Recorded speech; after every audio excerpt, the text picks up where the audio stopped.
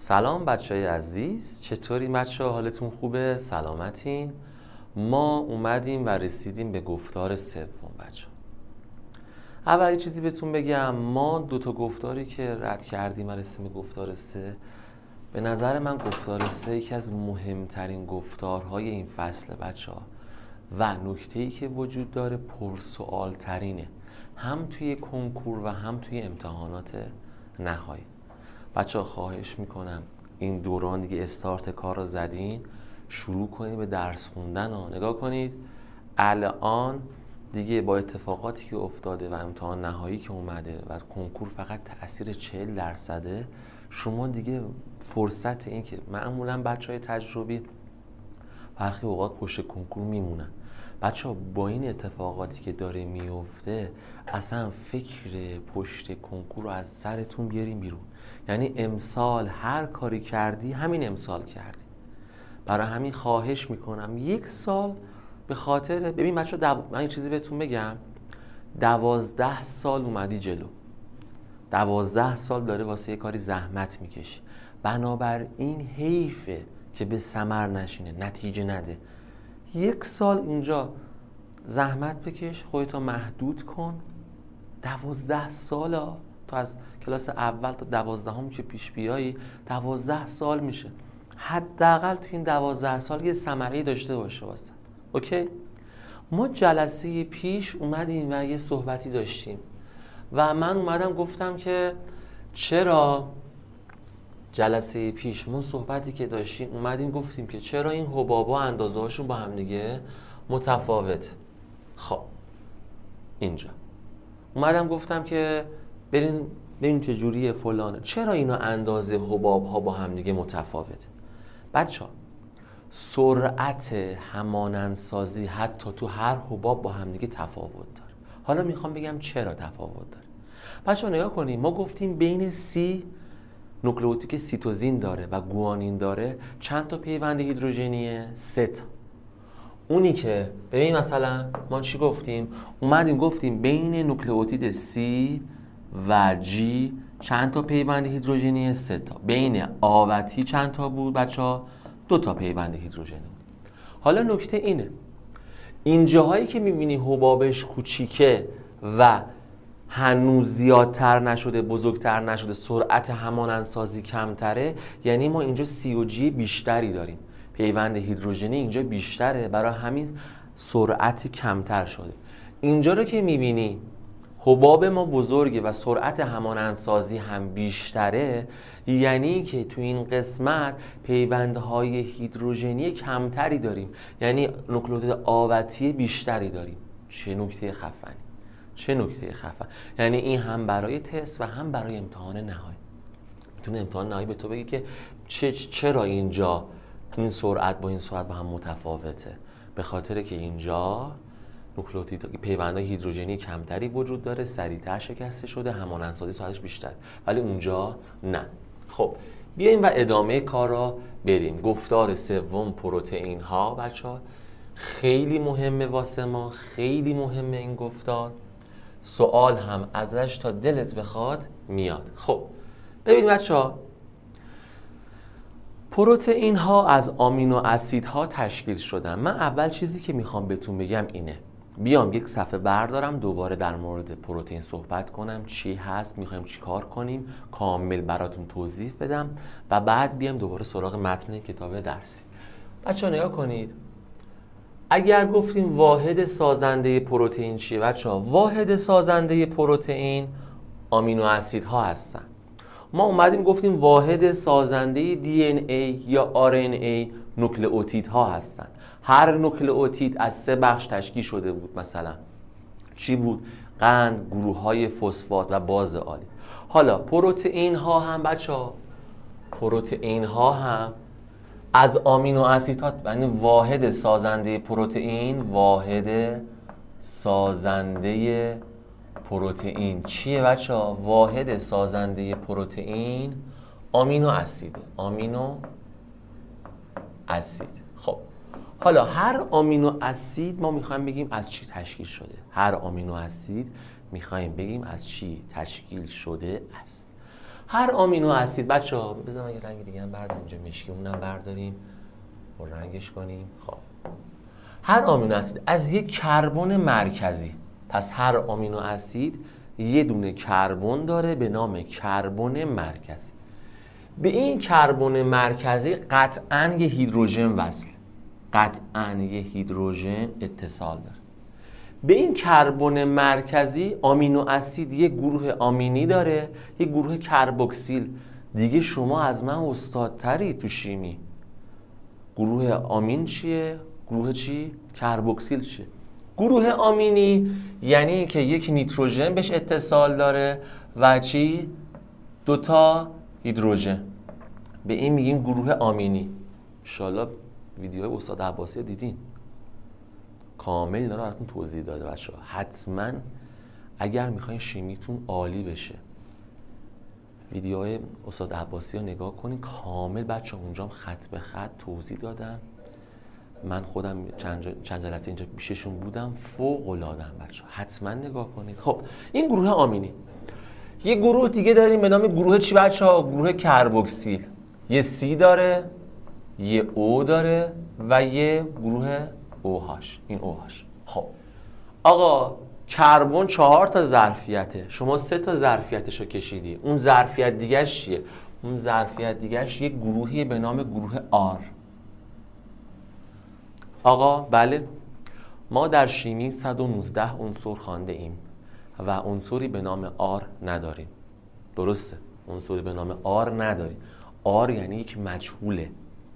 یعنی جای R میتونه هیدروژن باشه، یه حلقه بنزنی باشه، یه حلقه بنزن با گوگرد باشه. حالا نشونتون میدم. یعنی گروه R هر چیزی میتونه باشه. پس من تا اینجا فهمیدم آمینو اسید من یه گروه کربوکسیل داره. باشه، به این میگیم گروه کربوکسیل. یه گروه آمینی داره. خب به این گروه آمینی یه اتم مرکزی یا کربن مرکزی داره. این کربونه بهش میگیم چی؟ مرکزی. خب یه گروه داره به نام گروه آر. این گروه چیه بچه‌ها؟ گروه آر. خب تا اینجا متوجه شدم. حالا یکی از بچه‌ها میگه من یه سوال دارم از شما. میگم جانم. میگه که ما چند تا آمینو اسید داریم؟ میگم تعداد زیادی. میگه چند تاش توی پروتئین شرکت داره؟ میگم 20 تا. یعنی ما برای ساخت پروتئین ها به 20 نوع آمینو اسید احتیاج داریم. چند نوع؟ به 20 نوع آمینو اسید احتیاج داریم. خب حالا نکته‌ای که می‌خوایم بگیم اینجا خیلی مهمه. یکی از بچه‌ها میگه من جلسات پیش متوجه شدیم که نوکلئوتیدها توسط پیوند فسفودی استر به همدیگه اتصال پیدا می‌کنن. پیوند فسفودی استر چی بود؟ بین فسفات یک نوکلئوتید و اوهاش قند نوکلئوتید دیگر. تا اینجا متوجه شدیم؟ اوکی. میگه ولی حالا من میخوام بدونم من قبول دارم که وقتی ما قرار یک پروتئین بسازیم، یک پروتئین یعنی یک پلیمره، باید از مونومرهاش ایجاد بشه، یا تکپار فارسی، از مونومرهاش باید ایجاد بشه. خب حالا مونومراش چیا هستن؟ آمینو اسیدها هستن. یعنی آمینو اسیدها باید به هم دیگه اتصال پیدا کنن. میگم بله.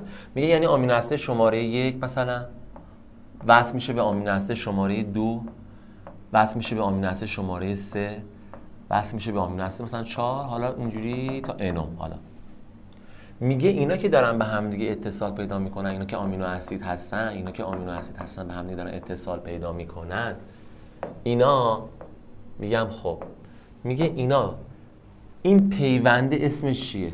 اسم این پیونده چیه؟ ما توی دنا خوندیم پیوند فسفودی استر. اینجا اسم این پیوند چیه؟ بچه اسم این پیوند پپ تیدی. اسم این پیوند پپتیدیه. توی دنا گفتیم پیوند فسفودی استر، اینجا میگیم اسم این پیوند پپتیدیه. تا اینجا متوجه شدین؟ اوکیه تا اینجا؟ خب آقا فهمیدم پیوند پپتیدیه. آقا من یه سوال دیگه دارم جانم. شما اونجا گفتیم پیوند فسفودی استر بین فسفات و اوهاش، پیوند پپتیدی بین چی و چیه؟ اینم میشه به من بگی؟ میگم بله بهت میگیم. الان دو تا آمینو اسید کنار همدیگه قرار میخوایم بذاریم، قرار بدیم و چیکار کنیم؟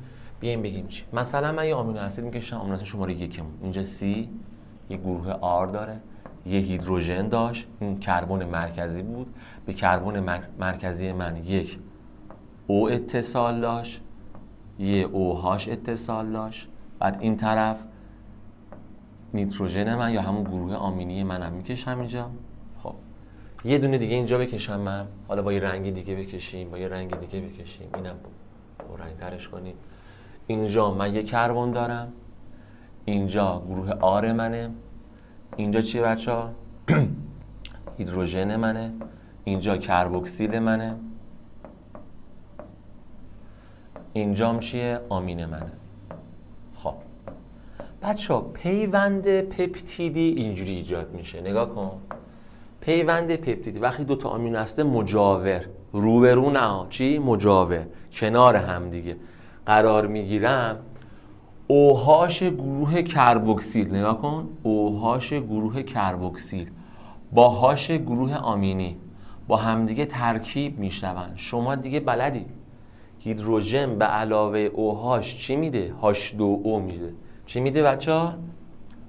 H2O، یعنی تولید آب میکنه. وقتی اینا تموم شد، یعنی آب تولید شد، اینا توسط یه پیوندی به نام پیوند پپتیدی به هم دیگه وصل میشن. یعنی فکر کنی OH و این هیدروژن دیگه نیست و در نهایت شکل اینجوری میشه شکلش. حالا من اینجا سری میکشم، این R، این هیدروژن، اینجا یه N، اینجا هیدروژن، بعد همین N اتصال داره به کربن O، کربن مرکزی R، هیدروژن N H H.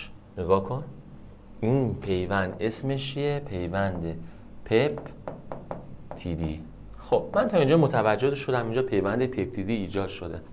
این طرف اینم بکشیم، O، اینم OH. آقا بله، اسم اینو تو کتاب درس چیزی دیگه هم گذاشته. آره، به این فرایند میگه سنتز آبدهی. بچه‌ها سنتز یعنی ساختن. یه بار دیگه بگیم، سنتز یعنی ساختن. سنتز آبدهی یعنی ساختنی که همراه با دادن آب باشه. آبدهی، آبدهی یعنی تولید آب. سنتز آبدهی یعنی ما داریم یک رشته رو میسازیم که با تولید چیه بچه ها؟ آبه. پس پروتئین ها، یه بار دیگه بگیم گوش کن قشنگ، پروتئین ها از واحد سازنده شون چیه بچه ها؟ آمینو اسید. آمینو اسید ها چی دارن؟ آمینو اسید ها با هم دیگه بگیم چی دارن؟ آمینو اسید ها یه کربن مرکزی دارن، یه گروه کربوکسیل دارن، یه گروه آمینی و یه گروه آر. خاصیت و ویژگی منحصر به فرد بستگی به همین گروه آر داره، ویژگی هاشون، چون تو همشون این و این و این و این همه یکسانه، فقط گروه آرشون با هم دیگه متفاوته. خب آمینو اسیدها توسط یک پیوندهایی به هم دیگه اتصال پیدا میکنن. پیوند اسمش چیه؟ پپتیدیه. چه جوری ایجاد میشه؟ دو تا آمینو اسید که مجاور هم دیگه‌ن، هیدروژن گروه آمینی و OH گروه هیدروکسیل، گروه کربوکسیل به هم دیگه اتصال پیدا میکنن، آب تولید میشه. به این فرایند میگیم سنتز آبدهی. حل تا اینجا؟ اینجوری آمینو اسید ایجاد میشه. خب حالا وقتی این آمینو اسیدها پشت سر هم به هم دیگه اتصال پیدا میکنند و آب تولید میشه و ما یه رشته داریم، به این رشته میتونیم بگیم رشته پلی پپتید، چون از تعداد زیادی پیوند پپتیدی ایجاد شده. به این رشته پلی پپتید هم میتونیم بگیم. خب آقا پروتئین همین بود؟ این همه گفتی سوال کنکور میاد، فلان میاد، بیسار میاد، که خیلی راحته. خب نه دیگه. حالا کتاب درسی بعد میاد میگه پروتئین ها 4 ساختار دارن و میخواد در مورد هر کدوم از این ساختارها صحبت بکنه. بریم اول سراغ متن کتاب درسی دوباره بیاریمش. خب گفتار سوم پروتئینا میگه که علاوه بر دنا و رنا که دریافت ذخیره و انتقال اطلاعات رو بر عهده دارن، مولکول دیگه‌ای هم کمک میکنه به انجام این فرآیندها. پس علاوه بر آقا کیا تو یافت ذخیره و انتقال اطلاعات دارن، یعنی نوکلئوتید دارن؟ دنا و رنا. میگه از جمله این مولکول ها پروتئین هایی هستن که نقش های بسیار مهمی دارن. بچه‌ها پروتئین خیلی نقشش مهم بود دیگه، انقدر مهم بود که زمان آقای ایوری فکر میکردن پروتئین ماده وراثتیه. ایشون اومد 3 تا آزمایش انجام داد. آزمایش شماره 1 همه پروتئین رو از بین برد، گفت آقا دی ان ماده وراثتیه، نگاه کن انقدر مهمه. خب حالا اینجا ما یه نکته اومدیم نوشتیم، گفتیم که آقا حواستون باشه خود دنا باعث ذخیره چی میشه بچه‌ها؟ دنا باعث ذخیره اطلاعات در نسل‌ها میشه. RNA باعث انتقال اطلاعات در سلول میشه. پروتئین ها باعث ایجاد صفات در سلول و در نهایت در فرد میشه. آقا یعنی چی ایجاد صفات؟ ما انشالله تو فصل 3 12 میگیم که اینا پروتئین ها هستن که وقتی عملکردشون ایجاد بشه، ساختارشون ایجاد بشه، میتونن تو فرد ویژگی‌هایی ایجاد کنن. خب ساختار آمینو اسیدها. پروتئین ها بسبارهای خطی هستن. باش، یعنی انشاب منشاب ندارن. بسبار چیه؟ یعنی پلیمرهای خطی هستن از آمینو اسیدها که نوع، ترتیب و تعداد آمینو اسیدها در پروتئین ها ساختار و عمل آنها را مشخص میکنه. یعنی چی؟ یعنی آمینو اسیدها بچه‌ها نوعشون خیلی مهمه. ما اگه یه آمینو اسید رو برداریم و جاش یه آمینو اسید دیگه بذاریم، هم ساختار و هم عمل پروتئین ممکنه که چی بشه؟ اختلال ایجاد بشه توش یا تغییر بکنه. من براتون یه مثال میزنم. ما یه بیماری داریم به نام بیماری کمخونی داسی شکل. بیماری کمخونی داسی شکل. بچه‌ها فکر کنید تو این بیماری فقط یه دونه از 1000 تا آمینو اسید، فقط یه دونه آمینو اسید جابجا شده، یه دونه آمینو اسید، و این فرد مبتلا شده به کمخونی داسی شکل. پس خیلی مهمه. آمینو اسید همانطور که از نامشون برمیاد یه گروه آمین داره، یه گروه اسیدی یا کربوکسیل هم داره. همانطور که در شکل 15 گروه آمین و کربن به همراه هیدروژن و که گروه آر همگی به کربن مرکزی. ما گفتیم به این میگیم کربن مرکزی، به این میگیم گروه آر. اینا گروه چیه بچه‌ها؟ گروه کربوکسیل و گروه آمینی ان. اینم که همون هیدروژن تنهاست. کربن مرکزی، آر، کربوکسیل، آمینی و یه هیدروژن تنها. که گفتیم هیدروژن هم چند تا ظرفیت داره بچه‌ها؟ 4 ظرفیت داره. گروه آر اینجا مهمه بچه‌ها. تو همه آمینو اسیدها، تو همه آمینو اسیدها اینشون مشترکه. من اینو بنویسم. همه آمینو اسیدها این قسمتشون با هم مشترک است. با هم مشترک است. یعنی این قسمتشون هیچ تفاوتی نداره. این قسمتی که خاصیت منحصر به فرد میده. نگاه کن. گروه آر در آمینو اسیدهای مختلف متفاوته. ویژگی‌های منحصر به فرد تو هر آمینو اسیدی هم این قسمت به ما میده. اوکیه؟ هر آمینو اسید میتواند در شکل دهی پروتئین ها مؤثر باشه. گفتم بهت حتی یه آمینو اسید که چیز بشه جابجا بشه. من اینجا براتون بگم، اینجا براتون بگم. ببینید اینجا می نویسن توی یه بیماری داریم به نام بیماری کمخونی داسی شکل. بیماری کمخونی داسی شکل. خب ما میدونیم که تو گلوبول قرمزمون چی وجود داره؟ هموگلوبین وجود داره. چی وجود داره؟ هموگلوبین. حالا گوش کنم. خب هموگلوبین تو 6مین آمینو اسیدش فرد سالم. فردی هم که آقا هموگلوبینش طبیعی، گلوبول قرمزش کروی شکله. این گلوبول قرمز سالمه. RBC Red Blood Cell. گلوبول قرمز چی بچه‌ها؟ سالم. خب فرد سالم 6مین آمینو اسیدش گلوتامیک اسیده. گلوتامیک اسید. یه اسمی آمینو اسیدی. ولی فرد بیمار به جای گلوتامیک اسید چی داره بچه‌ها؟ آمینو اسید والین داره. چی؟ والین. این فرد دیگه بیماره و گلوبول قرمزش به جایی که کروی شکل باشه حالت داسی شکل داره. برای همینه به این بیماری میگیم کمخونی داسی شکل. به این بیماری میگیم چی بچه‌ها؟ کمخونی داسی شکل. خب اینو متوجه شدی؟ پس نگاه کن. قشنگ گفته هر آمینو اسید میتونه در شکل یه پروتئین موثر باشه. این آمینو اسید جای اون اومده، شکل پروتئین چی شده بچه‌ها؟ تغییر کرده. خب بیایم پایین‌تر. حالا این تو بیشتر بدانیده بچه‌ها. بعد من میخوام اینجا یه لحظه نگاه کنید. این آمینو اسید مختلفی که اینجا آورده. بچه‌ها نگاه کنید، همشون آمینا دارن، کربونا دارن، گروه کربوکسیلا دارن، هیدروژنا دارن. این مثلا ساده ترین آمینو اسیده، به جای گروه آرش هیدروژن قرار گرفته. بعدی آمینو اسید مثلا آلانین، آقا آمین داره، کربوکسیل داره، هیدروژن داره، اینجا مثلا یک گروه متیل قرار گرفته. یه آمینو اسید گوگرد داره، یه آمینو اسید حلقه بنزنی داره. پس آمینو اسید آرشون با همدیگه متفاوته، آر متفاوت دارن. به خاطر همین آر هست که ویژگی منحصر به فرد میده. اگر گفت کدوم گروه باعث ویژگی منحصر به فرد میشه، چی میشه؟ گروه آر میشه. خب اینجا ما بازم این نکته رو آوردیم. گروه های کربوکسیل، آمینی و هیدروژن یکسانه، ولی آر در هر آمینو اسید چی میده؟ منحصر به فرده، ویژگی منحصر به فرد میده، خاصه بچه‌ها. خب برسیم به پیوند پپتیدی آمینو اسیدها به یکدیگر متصل میکنه. هنگامی که آمینو اسیدها در محیط آبی سلول قرار میگیرن، گروه‌های آمین با بار مثبت و گروه‌های کربوکسیل با بار منفی به خود میگیرن.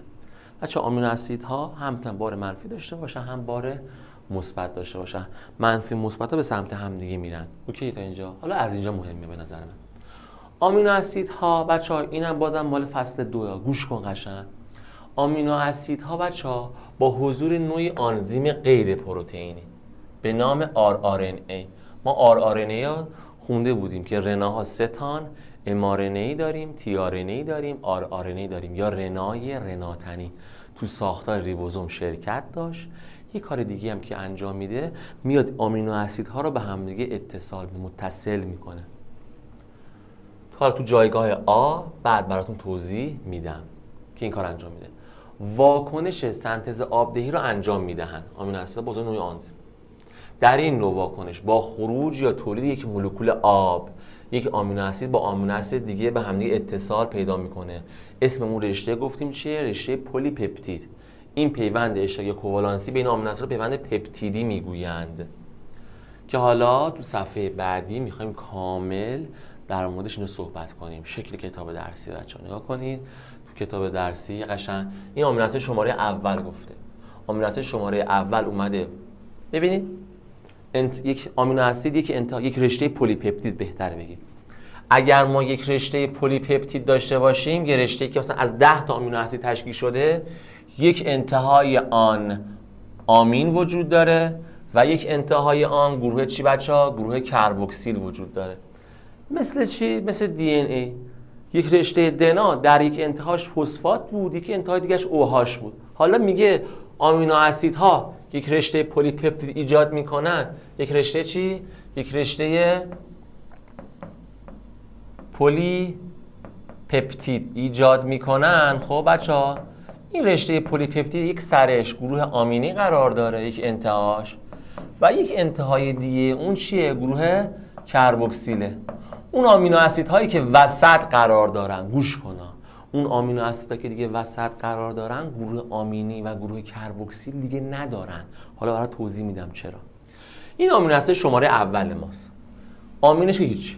با گروه کربوکسیل اوهاشش میاد با آمینو اسید سبزه که اینجا که نشون داده، با رنگ دارم میگم، با هیدروژنش ایجاد میکنه، آب تولید میکنه، H2O تولید میکنه و با پیوندی به نام پیوند پپتیدی به همدیگه اتصال پیدا میکنه. دوباره همین سبزه با آمینو اسید بغلیش اوهاشش رو از گروه کربوکسیل میاره، هاش هم از گروه آمینی میاد. اینجا چی تولید میشه بچه‌ها؟ اینجا آب تولید میشه و دوباره پیوند پپتیدی ایجاد میشه. الان تو آمینو اسید وسطی ما 3 تا آمینو اسید آوردیم. آمینو اسید انتهایی فقط آمین داره، کربوکسیل دیگه نداره، یه CO دیگه. آمینو اسید این طرفی فقط چی داره بچه‌ها؟ گروه کربوکسیل داره، آمین دیگه نداره. آمینو اسید و این وسطیه رو اگر نگاه کنی ببین یه آمین دیگه نداره یا کربوکسیل دیگه نداره. اوکی تا اینجا؟ چرا؟ آمینو اسید وسطی باعث تولید 2 تا آب میشه. این آمینو اسید این طرفی و این طرفی باعث تولید یه دونه آب میشه، اونی که وسطه باعث تولید 2 تا آب میشه. چرا؟ هم با آمینش پیوند پپتیدی ایجاد میکنه و هم با کربوکسیلش. الان اگر نگاه کنی اینجا با آمینش باعث تولید آب کرده، این آب، این هیدروژن گروه آمینیش اومده باعث تولید آب شده، اینجا هم با OH گروه کربوکسیلش باعث تولید آب شده. پس آمینو اسید وسطی از همه پرکارت، اون وسطی ها اون 2 تا انتها یا گروه آمینیشون وارد چیز میشه، شرکت میکنه، وارد پیوند میشه، یا گروه کربوکسیلشون. یه دونه از گروه ها رو نگه میدارن. تا اینجا اوکیه؟ خب این واکنش نوعی سنتز آبدهیه. سنتز آبدهی گفتیم یعنی چی؟ یعنی ساختنی که همراه با تولید آب باشه. وقتی تعدادی آمینو اسیدها با پیوند پپتیدی، پیوند پپتیدی چی بود؟ اینا بود دیگه، نگاه پیوند پپتیدی اینه. با تعدادی پیوند پپتیدی به هم دیگه متصل میشن، وصل میشن، زنجیره از آمینو اسیدها به نام پلی پپتید تشکیل میشه. پروتئین ها، حالا اینجاش مهمه، پروتئین ها. پس ما به زنجیره‌ای که نگاه کن من انجام نوشتم، به زنجیره‌ای که از تعداد زیادی آمینو اسید تشکیل شده است، مثلا من اینجا میگم 10 تا آمینو اسید، مثلا ما این وسط چند تا آمینو اسید داریم؟ مثلا 10 تا آمینو اسید داریم. به این زنجیره میگیم چی؟ رشته پلی پپتید. یعنی از تعداد زیادی پیوند پپتیدی ایجاد شده. خب ببین اینجا میگه پروتئین ها از یک یا چند زنجیره بلند. آقا یه پروتئین ممکنه یه زنجیره باشه، بعضی از پروتئین های ما 3 تا زنجیره دارن. مثلا شما تو فصل چند بچه ها اینا رو بهتون بگم، اینا نکته ترکیبی یعنی که آقا تو امتحان نهایی ممکنه اونو برداره بیاره همونجا استفاده کنه. گوش کن ما یه آمینو اسید داریم، یعنی یه پروتئینی داریم، یه هورمونی داریم به نام انسولین. به نام چی؟ انسولین. این پروتئین انسولین از 3 زنجیره تشکیل شده. بعضیا یک زنجیره دارن، بعضیا 2 زنجیره دارن. حالا گفته که میتونن چند تا زنجیره هم داشته باشن. خب حالا نگاه کن، یه همچین چیزیه. یه زنجیره‌ای داره به نام زنجیره B، بعد یه زنجیره بزرگ داره به نام زنجیره C و یه زنجیره هم اینجا داره به نام زنجیره چی بچه‌ها؟ A. پس از 3 زنجیره تشکیل شده که بچه‌ها این تو این چند ساله همیشه تو سوالات کنکور اومده، تو امتحان نهایی هم اومده.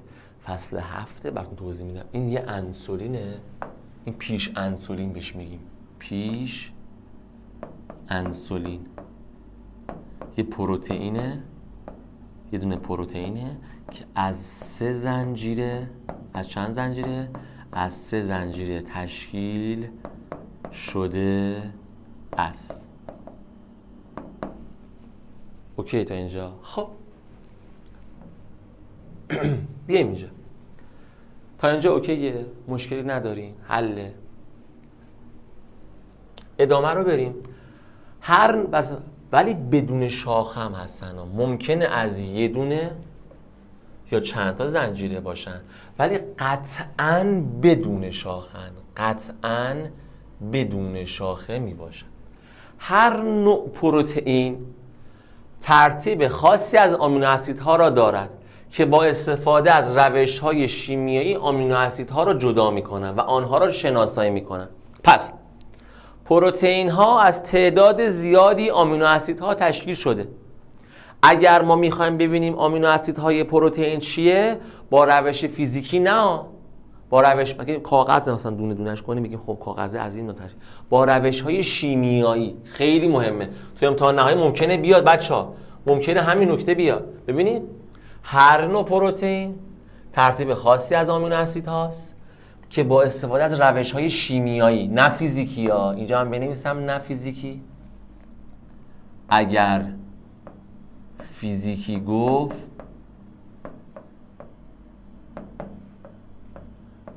غلطه، حواست باشه. خب ادامه رو بریم. آمینو اسیدها رو میتونن جدا کنن و آنها را شناسایی کنن. شکستن پیوند پپتیدی هم که ما گفتیم پروتئازه دیگه. ما گفتیم توی علم یونان هرچی آخرش آز بود یعنی این میاد تجزیه میکنه. پروتئاز چیکار میکنه؟ تجزیه کننده پیوندها یا تجزیه کننده پروتئین دیگه. پروتئین ها از چی تشکیل شدن؟ از زنجیره از پلی‌پپتیدها یا آمینو اسیدها. آمینو اسیدها چجوری به هم دیگه اتصال دارن؟ آمینو اسیدها توسط پیوند پپتیدی به هم دیگه اتصال دارن. خب میگه اگرچه آمینو اسیدها در طبیعت انواع گوناگونی دارن، یعنی حدود 300 نوعن، زیادن، انواعی دارن، ولی کلا 20 تای اونا نگاه کن 20 نوع از آنها در ساختار پروتئین به کار میره.